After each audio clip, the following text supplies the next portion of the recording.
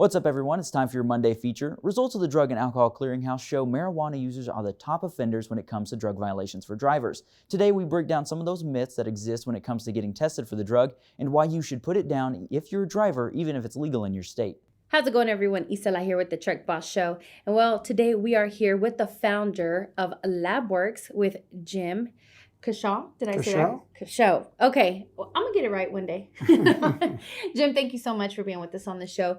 I'm going to say with a lot of changes that are happening now today, especially with a big hot topic, which is marijuana. We know that a lot of people have asked, if you use marijuana, but you drink a certain substance, you're going to pass your test with flying colors.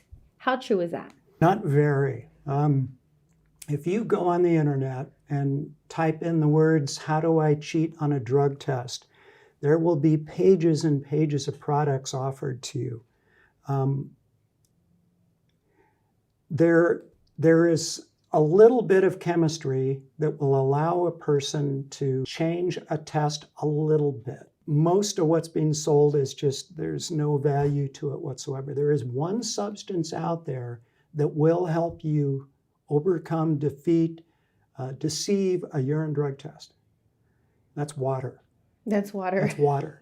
So, and that's one of the drawbacks to that kind of testing. You can dilute your system to a point where the percentage of your sample that actually contains the chemical they're looking for gets smaller and smaller and smaller. So as part of the test process, they actually look at the percentage of water in your sample, and they adjust it accordingly the best they can. But you get to a certain point where you drink enough water, you're going to pass a drug test, or you're going to invalidate a drug test. Invalidate. So if somebody gets the world's worst scenario is A positive for a drug, the way the regulations are written, as soon as those drug tests results have been validated by the doctor, everybody, and by that I mean the employer and the doctor, have to make the best effort to get that driver off the road. They've just lost their ability to function as a driver under USDOT rules. Well, I know safety is a big thing, and that's very important. Now, so once the driver is off the road, is what else, what comes next?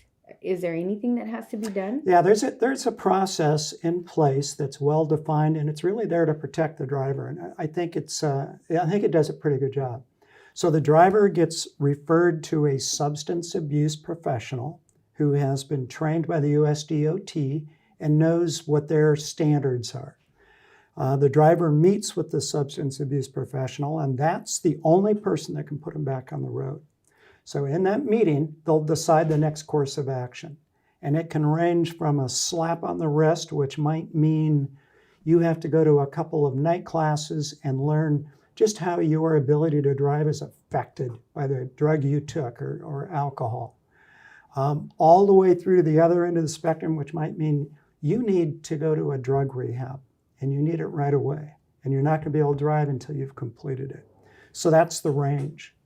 Once a driver has completed that to the satisfaction of that professional, then they take one more drug test, and their ability to drive is immediate after that drug test result is released.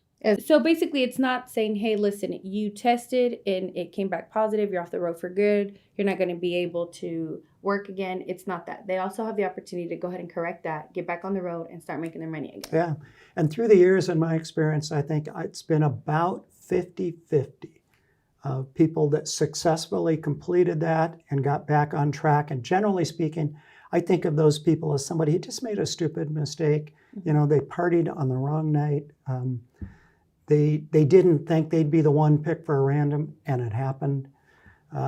Those folks tend to straighten up after that. They get it, because there's the part I didn't mention is after they're allowed to start driving again, they get their own little personal random program that lasts anywhere from 6 to 12 months. Or actually can go out 24 months. And during that period, they get random tested just to make sure that they got the message. Yeah. So half of them get the message. The other half wash out during that follow-up testing period. And they have to find a new career. So it's very important for them to make sure they walk that straight line if they want to keep making their money while they're on the road. If they want to be a truck driver, yes.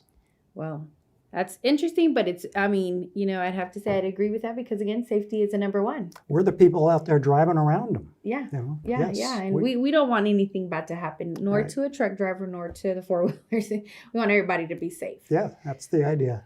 Well, Jim, a lot of knowledge. So I feel like I've learned a lot. There's just so much going on in the industry that it's so important that we do get this out there because we want them to be on the road. We don't want, none of our drivers. We love our drivers, and you already know that. I always say this. You guys, we have this because of you. Everything we have is because of our drivers. So, it's a lot of hard work that they do, but it's very important for you to make sure that they stay on track and Right. keep their license. Right. Well, Jim, thank you so much for being with us on the show. You're welcome. And that's it here for the Truck Boss Show. That does it for today's feature. Be sure to tune in on Wednesday for the next one.